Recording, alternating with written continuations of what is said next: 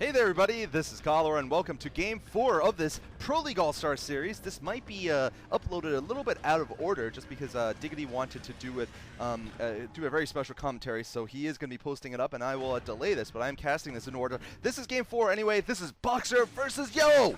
That is right, it is Boxer versus Yellow, the most fabled matchup in StarCraft history. I think it is probably the longest running rivalry also. Just look at those statistics. As you can see, 19 to 11 is the win ratio, or the number of wins Boxer has had and the number of wins Yellow has had. So they've faced each other in 30 one-on-one matches throughout the last 9 years. And, you know, really, this is the rivalry of StarCraft. This is the oldest.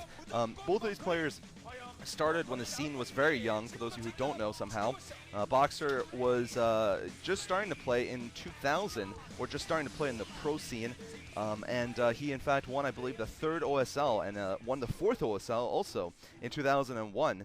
The first two were won by 2 other players. I forget who. I think Gur was one of them. Yes, that's right. Back then, white boys could actually win StarCraft games, and that was how long ago it was. White people played StarCraft. That was so long ago. Oh man, GG coming for Boxer! Game's over! Oh wait, nope, it's the Pro League. So, I mean, it's the Pro League All-Stars. So, obviously, they can type in whatever the hell they want. And being Boxer, he is going to do just that. He's going to type whatever the hell he wants. NC Yellow was actually well known for being one of the first who could challenge Boxer. Boxer's best lifetime record has always been against Zerg's. He is 64% still overall. You know, even though in recent years, of course, his percentage probably has gone down slightly because he's lost more. But he is still 64% Terran versus Zerg. That is very, very high. I mean, there's a huge difference, obviously, from 50% to about the 66% range. For those of you, you know, obviously take math. I mean, it's a big, big deal. Whereas Yellow is pretty balanced. He's got about 56 in all of his 3 matchups. Not bad at all. And you know, NC Yellow was the first Zerg who was able to challenge Boxer. Boxer was just dominant in 2000 and 2001, and NC Yellow challenged them in the 4th OSL, getting to a best of 5, getting to the 5th game in the best of 5. In fact, I have a commentary of that. I believe it was one of like the first commentaries I've ever done.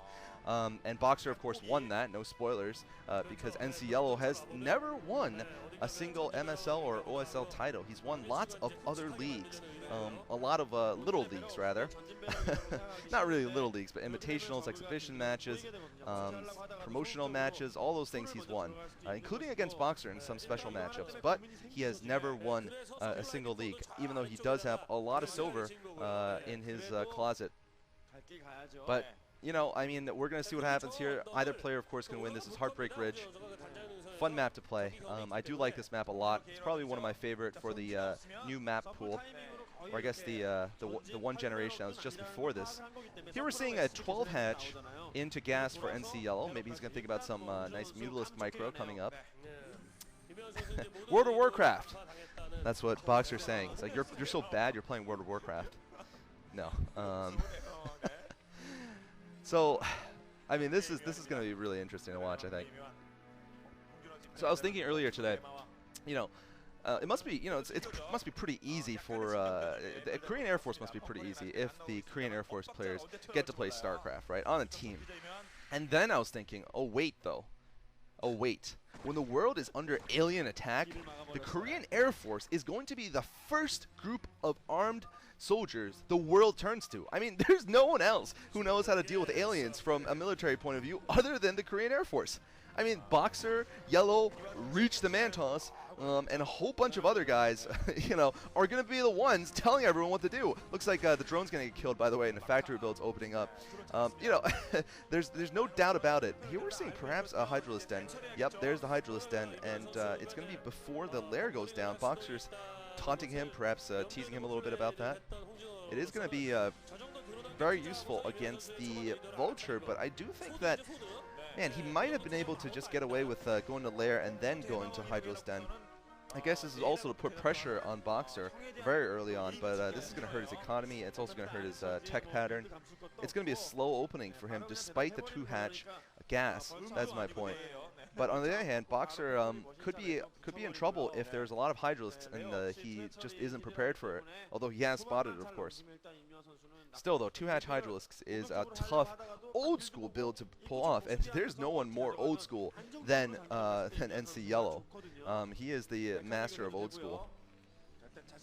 For the Zerg race, at least. I mean, Reach, I would say, is almost certainly the master of the 2001 builds for Protoss, and Boxer is the case for Zerg. I mean, for Terran.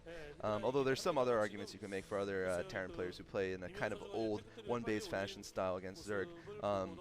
But you know, Boxer, of course, is the one who definitely has kept that tradition alive and also has created the tradition to start with. I mean, his M&M builds were and his drops and everything were the thing that changed that made Terran so winning in the early games of StarCraft back in the day.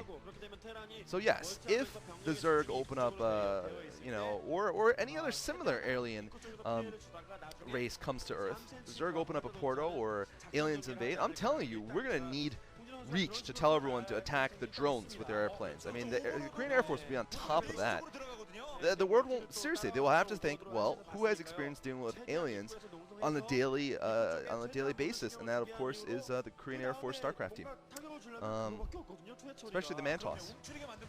He deals with them in space, too, already. It's a classified secret, though. Anyway, it looks like Boxer's not going to get the scout in, and NCL does have about 4 Hydralisks that I'm not sure Boxer knows about. They're right in front of Boxer's base. I'm going to guess that he knows about them, actually, because of that command center, and, well, he's got 2 tanks there, so he is very well prepared there for Hydralisks.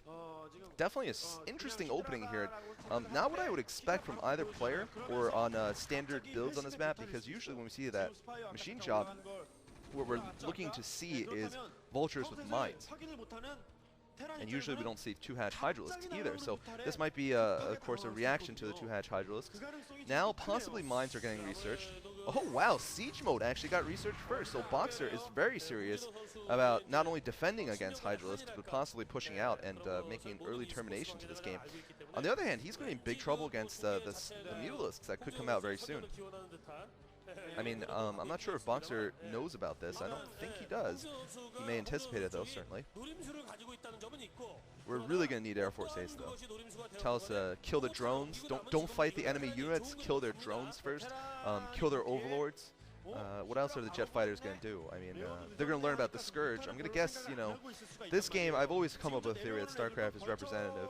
Each unit is not really a unit. It's more of like, not really one person, but really, you know, a military unit, a small unit. So I'm going to guess Scourge are probably much faster than Wraiths are.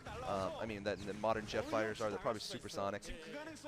Yeah. So first Goliath coming out, and a bunch of turrets are going to be made here for Boxer, I believe. The reason why I say that is just because you know, Marines with one Marine with a machine gun is not going to shoot down an airplane. But you know, if it stands for an infantry unit, then obviously they could have anti-aircraft weapons in a cohesive unit that can shoot down airplanes. Anyway, it looks like we're going to see Boxer desperately putting up some turrets here. This is going to be a race against these Mutalisks, who I think are going to get there in time, in fact. But there's so many turrets going up that they may actually finish. Enough may finish. NC Yellow is just going for it right now, just like Yellow Arnak, fake Yellow, did against Flash, that famous game I keep talking about. But he is taking a lot of hits from the Goliaths, but the Goliaths are about to go down. 2 turrets are finished in the main. A lot of SCVs actually gone down just because they were building turrets and NCL has picked them off. It does look like the main is secure, but the natural expansion is not secure. Oh man, Boxer is in a bit of trouble here.